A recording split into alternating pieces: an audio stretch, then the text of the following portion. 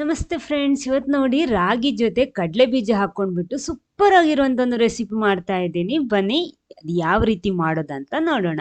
ಅದಕ್ಕೋಸ್ಕರ ಅರ್ಧ ಕಪ್ ರಾಗಿ ಹಿಟ್ಟು ತಗೊಂಡಿದ್ದೀನಿ. ಅದಕ್ಕೆ ಸ್ವಲ್ಪ ರುಚಿಗೆ ತಕ್ಕಷ್ಟು ಉಪ್ಪು ಹಾಕೊಂಡ್ಬಿಟ್ಟು ಸ್ವಲ್ಪ ನೀರು ಮೊದಲು ಮಿಕ್ಸ್ ಮಾಡ್ಕೊಳ್ಳಿ. ಆಮೇಲೆ ಸ್ವಲ್ಪ ನೀರು ಕೂಡ ಹಾಕೊಂಡ್ಬಿಟ್ಟು ನಾವು ಚಪಾತಿ ಹಿಟ್ಟೆಲ್ಲ ರೆಡಿ ಮಾಡ್ತೀವಲ್ವಾ, ಅದೇ ರೀತಿ ಮಾಡ್ಕೊಳ್ಳಿ. ನೀರು ಬಿಸಿನೀರು ಆಗ್ಬೋದು, ತಣ್ಣೀರು ಆಗ್ಬೋದು. ನಾನಿಲ್ಲಿ ಹದ ಬಿಸಿ ಹಾಕೊಂಡಿರೋದು.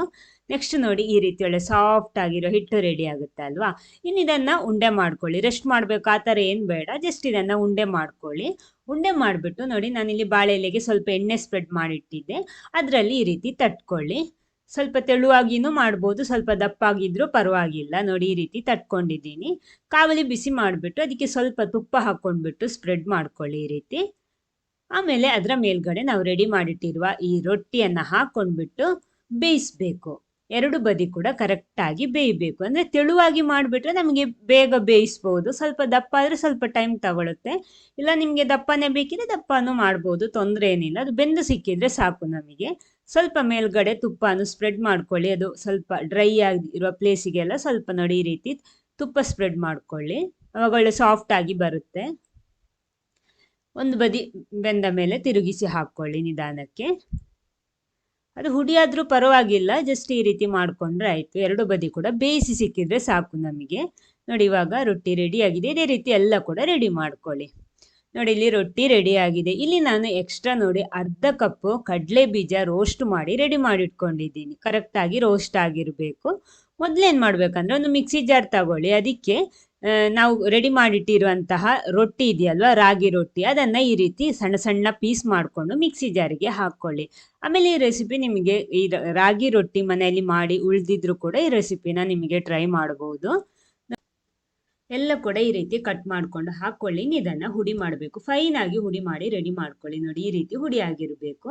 ನೆಕ್ಸ್ಟ್ ಇದಕ್ಕೆ ನಾವು ಅವಾಗ ತೆಗೆದಿಟ್ಟಿದ್ವಿ ಅಲ್ವಾ, ರೋಸ್ಟ್ ಮಾಡಿಟ್ಕೊಂಡಿರುವಂತಹ ಕಡಲೆ ಬೀಜ, ಅದ್ರ ಸಿಪ್ಪೆ ಎಲ್ಲ ತೆಗೆದು ರೆಡಿ ಮಾಡಿಟ್ಕೊಂಡಿದ್ದೀನಿ. ಅದನ್ನು ಕೂಡ ಇವಾಗ ಇದಕ್ಕೆ ಹಾಕ್ತಾ ಇದ್ದೀನಿ. ಅಂದರೆ ಮೊದಲು ರಾಗಿ ರೊಟ್ಟಿ ಫುಲ್ಲಾಗಿ ಹುಡಿ ಆಗಿರಬೇಕು, ಆಮೇಲೆ ಇದು ಸೇರಿಸಿದ್ರೆ ಸಾಕು. ನೆಕ್ಸ್ಟ್ ಸ್ವೀಟಿಗೆ ನಾನಿಲ್ಲಿ ಬೆಲ್ಲದ ಹುಡಿ ಹಾಕ್ತಾ ಇದ್ದೀನಿ. ಒಂದು 1/4 ಕಪ್ಪಿಂದ ಅರ್ಧ ಕಪ್ಪಿನ ತನಕ ಹಾಕ್ಬೋದು. ಆಮೇಲೆ ಸ್ವಲ್ಪ ಏಲಕ್ಕಿ ಕೂಡ ಹಾಕ್ಕೊಂಡ್ಬಿಟ್ಟು ಪುನಃ ಇದನ್ನು ಗ್ರೈಂಡ್ ಮಾಡಿ ತರ್ತೀನಿ. ನೋಡಿ, ರೆಡಿ ಆಗಿದೆ. ಇನ್ನು ಇದನ್ನೊಂದು ಮಿಕ್ಸಿಂಗ್ ಬೌಲಿಗೆ ಹಾಕ್ಕೊಳ್ಳಿ ಎಲ್ಲ ಕೂಡ. ಆಮೇಲೆ ನಾನಿಲ್ಲಿ ಇದಕ್ಕೆ ಸ್ವಲ್ಪ ತುಪ್ಪ ಹಾಕ್ತೀನಿ. ಇದು ಆಪ್ಷನಲ್, ಯಾಕಂದರೆ ಅದರಲ್ಲೇ ಕಡಲೆ ಬೀಜ ಹಾಕಿದ್ರಿಂದ ಅದರಲ್ಲೇ ಎಣ್ಣೆ ಅಂಶ ಇರುತ್ತೆ. ನೋಡಿಕೊಂಡು ಹಾಕ್ಕೊಳ್ಳಿ, ಬೇಕಿದ್ರೆ ಮಾತ್ರ ಹಾಕ್ಕೊಳ್ಳಿ. ನೆಕ್ಸ್ಟ್ ಮೇಯ್ನ್ ಆಗಿ ನೋಡಿ, ಹುರಿದಿಟ್ಕೊಂಡಿರುವಂತಹ ಬಿಳಿ ಎಳ್ಳು ಹುರಿದಿಟ್ಕೊಂಡಿದ್ದೀನಿ ಸ್ವಲ್ಪ, ಅದನ್ನು ಕೂಡ ಸೇರಿಸ್ತೀನಿ. ಕಪ್ಪು ಎಳ್ಳು ಬೇಕಿದ್ರೆ ಕಪ್ಪು ಎಳ್ಳನ್ನು ಹಾಕ್ಬೋದು. ನೋಡಿ, ಈ ರೀತಿ ಇರುತ್ತೆ. ಚೆನ್ನಾಗಿ ಅದು ಪಟಪಟ ಅಂದ್ರೆ ಸೌಂಡ್ ಬರುತ್ತಲ್ವ, ಅದ್ರ ತನಕ ಹುರ್ಕೊಳ್ಳಿ. ಆಮೇಲೆ ಇದಕ್ಕೆ ಸೇರಿಸಿದ್ರೆ ಸಾಕು. ಇದನ್ನೆಲ್ಲ ಕೂಡ ಮಿಕ್ಸ್ ಮಾಡಿಕೊಂಡು ಉಂಡೆ ಮಾಡಿದರೆ ಸಖತ್ತಾಗಿರೋ ಒಂದು ಹೆಲ್ದಿ ಆಗಿರುವಂತಹ ರಾಗಿ ಉಂಡೆ ರೆಡಿ ಆಗುತ್ತೆ. ನೋಡಿ, ಈ ರೀತಿ ಮಾಡಿಕೊಂಡು ಒಂದೊಂದು ಕೂಡ ತಿಂದರೂ ಕೂಡ ಸಾಕಾಗುತ್ತೆ, ಅಷ್ಟು ಹೆಲ್ದಿ ಆಗಿರುವಂಥದ್ದು.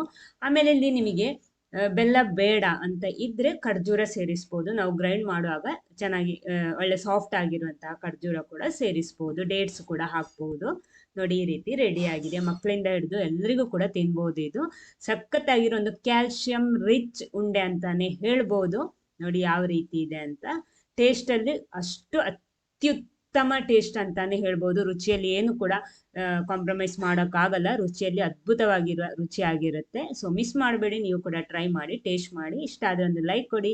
ಚಾನಲ್ ಸಬ್ಸ್ಕ್ರೈಬ್ ಮಾಡಿದವರು ದಯವಿಟ್ಟು ಚಾನಲ್ ಸಬ್ಸ್ಕ್ರೈಬ್ ಮಾಡಿ. ಇನ್ನು ವೆರೈಟಿ ಹೆಲ್ದಿ ಟೇಸ್ಟಿ ರೆಸಿಪಿ ಜೊತೆನೇ ಬರ್ತೀನಿ.